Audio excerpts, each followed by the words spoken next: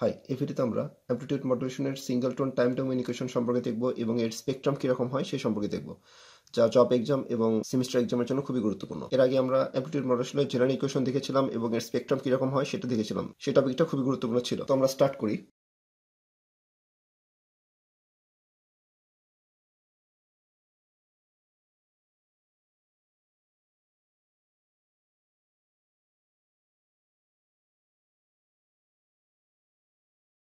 So এই টপিকটা যদি আমরা বই থেকে দেখতে চাই তাহলে আমরা combination system by Sanjay Sharma বইয়ের চ্যাপ্টার 3 এর 3.5 অনুচ্ছেদে আমরা এটা পেয়ে যাব। সো এখানে আমাদের সিঙ্গেল টোন ওয়ার্ডটি রয়েছে। এই টোন বলতে বেসিক্যালি বোঝা হচ্ছে ফ্রিকোয়েন্সি।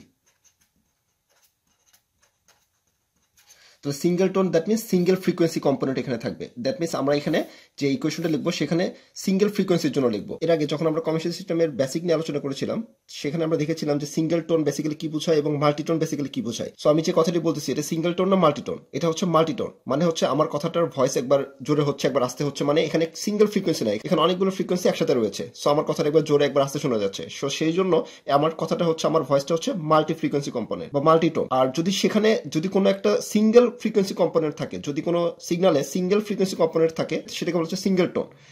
তো এখানে আমরা ইকুয়েশনটা একটু সিঙ্গেল টোনের জন্য। সো আমাদের যে জেনারেল ইকুয়েশনটা ছিল, আমরা অ্যামপ্লিটিউড মডুলেশনের যে জেনারেল ইকুয়েশন ছিল সেটা আমরা লিখে নিই, তাহলে আমাদের কম্পেয়ার করতে সুবিধা হবে। সো আমাদের জেনারেল ইকুয়েশন এসটি, আমাদের জেনারেল ইকুয়েশন ছিল অ্যামপ্লিটিউড মডুলেশনের জন্য ST equal to AC 1 plus K A into MT, এই সম্পর্কে আমরা ডিটেলসে দেখেছি, into cos 2 pi FC into T. So এই যে AC cos 2 pi FC T এটা ছিল ক্যারিয়ার, আর এখানে এটা ছিল হচ্ছে আমাদের এনভেলপ ডিটেক্টরের জন্য, এটা আমরা বিস্তারিত দেখেছিলাম। সো এটা ছিল হচ্ছে আমাদের এই অ্যামপ্লিটিউড মডুলেশন জেনারেল ইকুয়েশন। এখন এই মেসেজ, এটা তো দেখতে পাচ্ছি এই AC into cos 2 pi FC T, এখানে তো সিঙ্গেল কম্পোনেন্ট আমাদের এই AC into cos 2 pi into FC T, এটা তো এখানে single frequency component. That means এখানে ফ্রিকোয়েন্সিটা হচ্ছে একটাই, দ্যাট মিনস এখানে সিঙ্গেল ফ্রিকোয়েন্সি কম্পোনেন্ট রয়েছে। ইন্টু এখানে এই 1 plus K into MT, MT ভ্যালুটা আমরা কি করব, আমরা মাল্টি ফ্রিকোয়েন্সি কম্পোনেন্টে ধরতে পারবো অথবা সিঙ্গেল ফ্রিকোয়েন্সি কম্পোনেন্টে ধরতে পারবো। সো যেহেতু আমরা এখানে সিঙ্গেল ফ্রিকোয়েন্সি নিচ্ছি তাহলে এমটি ভ্যালুটা এখানে মেসেজ আমরা ধরে নেব হচ্ছে সিঙ্গেল ফ্রিকোয়েন্সি। তাহলে আমাদের যে ইকুয়েশনটা পাবো সেটাকে বলা হবে single frequency time domain equation. So very simple. So আমরা এখানে তাহলে আমাদের মেইন টার্গেট হচ্ছে আমাদের মেসেজটাকে অ্যাজিউম করে নিতে হবে, মেসেজটাকে ধরে নিতে হবে। সো মেসেজটা আমরা ধরে নেব হচ্ছে সিঙ্গেল ফ্রিকোয়েন্সির জন্য, that means am cos 2 pi fm into T. So এখানে আমাদের কয়টা ফ্রিকোয়েন্সি কম্পোনেন্ট রয়েছে আমরা দেখতে পাচ্ছি fm। সো এখানে আমাদের এই সিঙ্গেল টোন বা সিঙ্গেল ফ্রিকোয়েন্সি কম্পোনেন্ট রয়েছে। এই সম্পর্কে আমরা ডিটেলস দেখেছিলাম। আমার যে কথাটা আমি দ্যাট মিনস আমার যে মেসেজটা সেটার স্পেকট্রাম বা সেটার ফ্রিকোয়েন্সি ডোমেন ইকুয়েশনটা কিরকম দেখতে কিরকম ছিল সেটা ছিল হচ্ছে এইরকম। সো এটা ছিল হচ্ছে ডাব্লিউ, এটা ছিল মাইনাস ডাব্লিউ। এর সম্পর্কে ডিটেলসে দেখেছিলাম। এটা হচ্ছে মাল্টি ফ্রিকোয়েন্সি কম্পোনেন্ট, আর এখানে সিঙ্গেল ফ্রিকোয়েন্সি, সেটা আমরা দেখি একটু পরবর্তীতে, আমাদের দেখলে ক্লিয়ার হয়ে যাবে। সো আমাদের এটার জন্য আমাদের টাইম ডোমেইন ইকুয়েশনটা কিরকম আসবে, তাহলে ST equal to AC 1 plus K A into MT, এমটির বদলে এখানে কি লিখবো, A M cos 2 pi FM into T, into এখানে কি থাকবে cos 2 pi FC into T. আমরা এই ইকুয়েশনে আমরা ইকুয়েশনে এমটি ভ্যালুটা এখানে বসিয়ে দিলাম। এখানে একটি গুরুত্বপূর্ণ বিষয়, এই কে এ ইন্টু এম, এই কে এ ইন্টু এ এম, এটাকে কে এ ইন্টু এ এম, এটাকে বলা হয় মডুলেশন ইন্ডেক্স,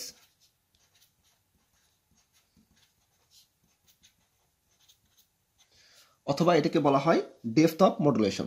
খুবই গুরুত্বপূর্ণ।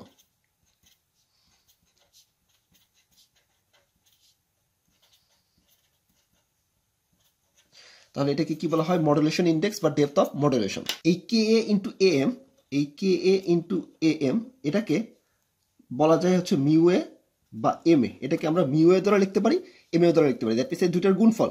এই কে এ ইন্টু এম, এটার সম্পর্কে আমরা ডিটেলস দেখেছিলাম। এই কে এ ইন্টু এম, এই কেন 1 যোগ করা হয়েছে, কেন কে ইন্টু এম রয়েছে, এটা আমরা ডিটেলস দেখেছিলাম। এই কে ইন্টু এম এটাকে আমরা মিউ এ দ্বারা প্রকাশ করতে পারি, এটাকে আমরা এম এ দ্বারা প্রকাশ করতে পারি, এবং এম এ বা মিউ এ এটাকে বলা হয় মডুলেশন ইন্ডেক্স বা ডেপথ অফ মডুলেশন।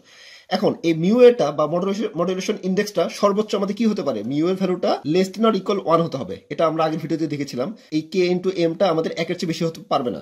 এখন যদি এই কে ইন্টু এম বা মিউ এর ভ্যালু, এই মিউ এর ভ্যালু যদি 1 হয় তাহলে আমাদের গ্রাফটা কিরকম আসবে, সিম্পলি আমরা দেখতে পারবো যে এইরকম। তাহলে এই মডুলেশন ইন্ডেক্সটা আমাদের বোঝাচ্ছে হচ্ছে কত পার্সেন্ট মডুলেশন হচ্ছে, এখানে আমরা দেখতে পাচ্ছি এখানে আমাদের 100% মডুলেশন হচ্ছে। সো এটা আমাদের দরকার, দ্যাট মিনস আমাদের যাতে কোনো ডিস্টরশন বা আমাদের যাতে মেসেজটা ইজিলি আমরা যেরকম দিয়েছিলাম সেরকমই যেতে পাই, কারণ এটা আমাদের কার মধ্যে পাস করবো, এনভেলপ ডিটেক্টরের মধ্যে পাস করবো। এখন এনভেলপ ডিটেক্টর কি নেগেটিভ কে দিতে পারে না, সেজন্য আমরা দেখেছিলাম এই 1 plus K A into MT, এটা কিভাবে এসেছিলাম দেখেছিলাম, এর সাথে আমরা একটা ডিসি ভ্যালু অ্যাড করেছিলাম এবং এখানে কে গুণ করেছিলাম, কনস্ট্যান্ট গুণ করেছিলাম, যা তার ফলে এই নেগেটিভটাকে আমরা টেনে উপর দিকে নিয়ে এসেছিলাম, নিয়ে আসার ফলে আমাদের মেসেজটাকে সুন্দরভাবে রিকভার করতে পেরেছিলাম। এই সম্পর্কে আমরা ডিটেলসে দেখেছিলাম। সো এই ভিডিওগুলো একটার সাথে একটা রিলেটেড। সো আমরা যদি প্লেলিস্টটা সুন্দরভাবে দেখে থাকি তাহলে আমরা ইজিলি এগুলো বুঝতে পারবো বা ধরতে পারবো। সো আমাদের মডারেশন ইন্ডেক্সটা এক্ষেত্রে হচ্ছে 100%। যদি এই গ্রাফটা সাপোজ যদি এনভেলপ ডিটেক্টরের মধ্যে পাস করার পরেও দেখা যাচ্ছে যে গ্রাফটা এরকম হয়ে যাচ্ছে, দ্যাট মিনস এটাকে বলা হয়, এটা কি এটার মডুলেশনটা কি 100%-এর চেয়ে কম, দ্যাট মিনস এখানে বলতে পারবো যে 80% মডুলেশন হয়েছে। সো মিউ এখানে এক্ষেত্রে আমাদের লেস দেন 1, খুবই গুরুত্বপূর্ণ এগুলো। আর আরেকটা হতে পারে সেটা হচ্ছে এইরকম, দ্যাট মিনস এরকম, দ্যাট মিনস নেগেটিভে চলে যাচ্ছে। সো নেগেটিভে চলে গেলে এক্ষেত্রে আমাদের 100%-এর চেয়ে বেশি, সাপোজ এখানে ধরে নিচ্ছি 110%। সো এটাকে বলা হচ্ছে আমাদের ওভার মডুলেশন, এটাকে বলা হয় ওভার মডুলেশন। এই গ্রাফগুলো খুবই গুরুত্বপূর্ণ। সো এটা আমাদের খুব সমস্যা বা ডিস্টরশন দেখা যাবে। সো আমাদের মেসেজটা সুন্দরভাবে রিকভার করতে পারবো না। সো আমাদের দরকার হচ্ছে মিউ 1 বা 1-এর থেকে ছোট হলেও চলবে, সমস্যা নেই। সো আমাদের অ্যাকুরেট ভ্যালু বা দরকার ভ্যালু হচ্ছে 100 বা 100 থেকে ছোট, 100 থেকে বড় হওয়া যাবে না। সেই জন্য এটাকে লেস নট ইকুয়াল আমাদের 1 বলতে হবে। সো এটা রেঞ্জ। সো এই সম্পর্কে আমরা দেখে নিলাম।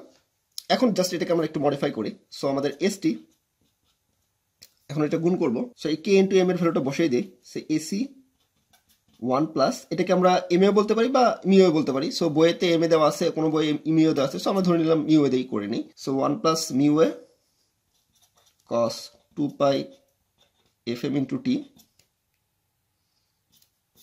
Into cos 2 pi FCT. সেটাকে যদি আমরা গুণ করি তাহলে আমরা দেখতে পাচ্ছি এসি cos 2 পাই এফসিটি, আর এই পাশে এটা যদি গুণ করি AC into mu A cos 2 pi FM into T into cos 2 pi FC into T. So এখানে আমাদের cos ইন্টু cos বি সূত্র ইউজ করবো। সো আমাদের cos ইন্টু cos বি সূত্র যদি আমরা জেনে থাকি, বা 2 cos A into cos B, এটার সূত্র হচ্ছে আমাদের cos A plus B plus cos A minus B. So এই সূত্রটা এখানে আমরা ইউজ করবো। সো আমরা জাস্ট যদি ব্র্যাকেটটা ভেঙে দিই তাহলে আমরা কি পাবো, S T equal to AC into cos 2 pi FCT plus এখানে এই এসি মিউ এ আর cos A into cos B, এই সূত্রটা আমরা ইউজ করবো। সো সূত্রটা ইউজ করলে আমরা পাবো হচ্ছে এই এসি ইন্টু মিউ এ, আর এইখানে 2টা কি এপাশে গেলে ভাগ হয়ে যাবে। So AC into mu A divided by 2, আর cos এ প্লাস বি তাহলে হচ্ছে cos 2 pi FC plus F M into T plus, আর এটা তো constant AC mu A divided by 2, এই 2টা এফসি ভাগ হয়ে গেল। জাস্ট এখানে আমি সূত্র ইউজ করলাম cos 2 pi FC minus F M into T. So just এখানে আমরা কিছু ইম্পর্টেন্ট টার্ম দেখতে পাচ্ছি। এটা একটা টার্ম দেখতে পাচ্ছি, এক পাশে একটা টার্ম দেখতে পাচ্ছি, এ পাশে একটা টার্ম দেখতে পাচ্ছি। সো এখানে আমরা দেখতে পাচ্ছি এই এসি cos 2 পাই এফসি, এটা হচ্ছে আমাদের ক্যারিয়ার। সো এটাকে আমরা বলতে পারবো হচ্ছে ক্যারিয়ার। দ্যাট মিনস এটা এখানে আমাদের কোনো মেসেজ নাই, এটা হচ্ছে আমাদের ক্যারিয়ার পার্ট। আর এক্ষেত্রে আমাদের দেখতে পাচ্ছি এটা কি ছিল, এসটি ছিল হচ্ছে আমাদের মডুলেটেড সিগন্যাল বা অ্যামপ্লিটিউড মডুলেটেড সিগন্যাল বা মডুলেশনের পর যেটা আমরা পেয়েছি সেটা হচ্ছে আমাদের ক্যারিয়ার। এই পার্টটুকে কি বলা হয় হচ্ছে আপার সাইড ব্যান্ড, আর এই পার্টটুকুকে বলা হয় হচ্ছে লোয়ার সাইড ব্যান্ড। এটা আমরা এখন গ্রাফে অঙ্কন করবো, দেখবো কিরকম আসে। সো আমাদের স্পেকট্রামটা অঙ্কন করবো। সো এসটির স্পেকট্রাম কি আসে আমরা জানি, এসটির স্পেকট্রাম আসে হচ্ছে এসএফ, এসটির স্পেকট্রাম আসলে হচ্ছে আমাদের এসএফ। এখন খুবই গুরুত্বপূর্ণ বিষয়, এটার স্পেকট্রাম কিরকম আসবে, AC cos 2 pi FC two টি, এটা আমরা ইতিমধ্যে আলোচনা করেছি, তারপরে বোঝার সুবিধার্থে এখানে আমরা বলে দিচ্ছি। সো আমরা এখানে এই AC cos 2 pi FC into টি, এটার স্পেকট্রাম কিরকম আসে, এটার সাথে কিছু নাই, তার মানে এখানে একটা 1 গুণ আছে, আর এসি তো হচ্ছে আমাদের অ্যামপ্লিটিউড পার্ট। সো এখানে এই 1 এর স্পেকট্রাম কিরকম আসে, 1 এর স্পেকট্রাম আসে সিম্পল আমাদের 1 এর যদি আমাদের ফুরিয়ার ট্রান্সফর্ম করি তাহলে পাবো হচ্ছে 1 এর ফুরিয়ার ট্রান্সফর্ম হচ্ছে ডেল এফ। সো এই ডেল এফ মানে কি ইম্পালস বোঝায়, দ্যাট মিনস এখানে সিম্পল একটা ইম্পালস বোঝায়, যদি এটা ফ্রিকোয়েন্সি থাকে এখানে সিম্পল একটা ইম্পালস বোঝাচ্ছে। এটা হচ্ছে আমাদের এই 1 এর ফুরিয়ার ট্রান্সফর্ম। এখন এই 1 এর সাথে একটা কস গুণ রয়েছে। সো কোনো কিছুর সাথে যদি কস গুণ থাকে তাহলে এই যে কসের সাথে যে টার্মটা গুণ রয়েছে সেটা কি করবে, কস একবার ডানে শিফট করাবে, একবার বামে শিফট করবে। কতটুকু পরিমাণ ডানে শিফট করবে, এফসি পরিমাণ ডানে শিফট করবে। কতটুকু পরিমাণ বামে শিফট করবে, এফসি পরিমাণ বামে শিফট করবে, এবং তার অ্যামপ্লিটিউডটা হাফ হয়ে যাবে। সিম্পল। সো এই যে এসির সাথে এবং এখানে একটা ওয়ান গুণ রয়েছে, দ্যাট মিনস কসের সাথে কি ওয়ান গুণ রয়েছে। সো এই ওয়ান গুণ থাকার কারণে, সো কসের সাথে ওয়ান গুণ করা থাকার কারণে এই ওয়ানটাকে একবার কি করবে, ডানে শিফট করবে, একবার বামে শিফট করবে। তাহলে এই যে পুরো টার্মের স্পেকট্রাম যদি আমরা অঙ্কন করি তাহলে কিরকম হবে, এই ওয়ানটা একবার ডানে শিফট করবে, একবার বামে শিফট করবে এই কসের সাথে, যেহেতু ওয়ান গুণ রয়েছে। তাহলে কতটুকু পরিমাণ ডানে শিফট করবে, এই এফসি পরিমাণ। তাহলে এফসি পরিমাণ ডানে শিফট করবো, আর এটা হচ্ছে মাইনাস এফসি পরিমাণ বামে শিফট করলো। এই গ্রাফগুলো খুবই গুরুত্বপূর্ণ। এবং তার অ্যামপ্লিটিউডটা কিরকম হয়ে যাবে, অ্যামপ্লিটিউডটা হাফ হয়ে যাবে। সো এসি যেখানে এসি যুক্ত রয়েছে, সো এসির অর্ধেক হয়ে যাবে, AC by 2, AC by 2। So মনে রাখার বুদ্ধি হচ্ছে যে কোনো কিছুর সাথে যদি কস গুণ থাকে তাহলে সেটাকে কি করবে, একবার ডানে শিফট করবে, একবার বামে শিফট করবে। কতটুকু পরিমাণ, এখানে যেটা এফসি রয়েছে তাহলে এফসি পরিমাণ ডানে, এফসি পরিমাণ বামে, এবং অ্যামপ্লিটিউডটা কি হয়ে যাবে, অর্ধেক হয়ে যাবে। Very simple. সো এটা এখন আমরা অ্যাপ্লাই করবো। তাহলে আমরা এখানে দেখতে পাচ্ছি এই কসের সাথে এখানে একটা ওয়ান গুণ রয়েছে, ওয়ানের ফুরিয়ার ট্রান্সফর্ম হচ্ছে ইম্পালস। তাহলে ইম্পালসটা কি করবে, কসের কারণে একবার ডানে শিফট হবে, একবার বামে শিফট হবে। কতটুকু পরিমাণ ডানে শিফট হবে, এই এফসি পরিমাণ ডানে শিফট হবে। কতটুকু পরিমাণ বামে শিফট হবে, এই মাইনাস এফসি পরিমাণ বামে শিফট হবে। Very simple. ওকে, এখন এর সাথে প্লাস রয়েছে এ একটা টার্ম, এ একটা টার্ম। এটাকে বলতেছি আপার সাইড ব্যান্ড, এটা বলছে লোয়ার সাইড ব্যান্ড। কিভাবে আসে আমরা দেখি। সো এই এসি মিউ বাই 2 এটা কি, এটা হচ্ছে আমাদের কনস্ট্যান্ট পার্ট। আর এর সাথে কি রয়েছে, cos 2 pi FC plus F M into T. So এটা যারা বুঝতে পারেনি তাদের জন্য জাস্ট আরেকবার একটু অঙ্কন করে দেখে দিচ্ছি। এই এসি মিউ এ বাই 2 এর সাথে কি যুক্ত রয়েছে, cos 2 pi FC plus F M into T. তাহলে এই যে পার্ট, এটা তো কনস্ট্যান্ট পার্ট, এটা তো একটা অ্যামপ্লিটিউড পার্ট। এর সাথে তাহলে কসের হচ্ছে কস, এই কসের সাথে কি গুণ রয়েছে, ওয়ান গুণ রয়েছে। তাহলে ওয়ানের স্পেকট্রাম কি, ইম্পালস। ওয়ানের স্পেকট্রাম আসে সিম্পল ইম্পালস। আমরা দেখেছিলাম ওয়ানের ক্ষেত্রে কি আসে, ইম্পালস আসে। তাহলে এই ইম্পালসটা কি করবে, কসের কারণে একবার ডানে শিফট করবে, একবার বামে শিফট করবে। কতটুকু পরিমাণ, এফসি প্লাস এফ এম ডানে শিফট করবে, এফসি প্লাস এফ এম বামে শিফট করবে। তাহলে এটা যদি আমরা অঙ্কন করি তাহলে এই ইম্পালসটা কি করবে, একবার ডানে শিফট হবে, একবার বামে শিফট হবে। কতটুকু পরিমাণ, এফসি প্লাস এফ এম পরিমাণ ডানে শিফট হবে। কতটুকু পরিমাণ বামে শিফট হবে, FC plus minus FC plus F M পরিমাণ বামে শিফট হবে। ওকে, এবং অ্যামপ্লিটিউড কি হয়ে যাবে, অ্যামপ্লিটিউড অর্ধেক হয়ে যাবে। তাহলে AC mu A divided by 2 divided by 2 মানে ডিভাইডেড বাই 4, এটারও কি আসবে, AC mu A divided by 4। So যেহেতু এটা ইম্পর্টেন্ট, সো আমরা ভেঙে ভেঙে দিয়ে দিচ্ছি। যারা বুঝতে পেরেছি তারা একবারই করে ফেলবো, আর যারা বুঝতে পারেনি তারা ভেঙে ভেঙে করবো। সো তাহলে এটার ক্ষেত্রে কি হচ্ছে, এই AC mu A by 2 cos 2 pi FC into T. তাহলে এটা কি করবে, এই একবার ডানে শিফট হবে, একবার বামে শিফট হবে। ইম্পালস যেহেতু সামনে একটা ওয়ান রয়েছে, তাহলে ইম্পালসটিকে একবার ডানে, একবার বামে। তাহলে কতটুকু পরিমাণ ডানে শিফট হবে, এফসি প্লাস এফ এম পরিমাণ ডানে শিফট হবে। এই এফসি থেকে সামান্য একটু দূরে, তাহলে এফসি প্লাস এফ এম। আর কতটুকু পরিমাণ বামে শিফট হবে, এক্ষেত্রে আমাদের minus FC minus F M. তাহলে এই মাইনাস এফসি থেকে আরেকটু পেছনে, তাহলে minus FC minus F M এখানে চলে আসলো, minus FC minus F M.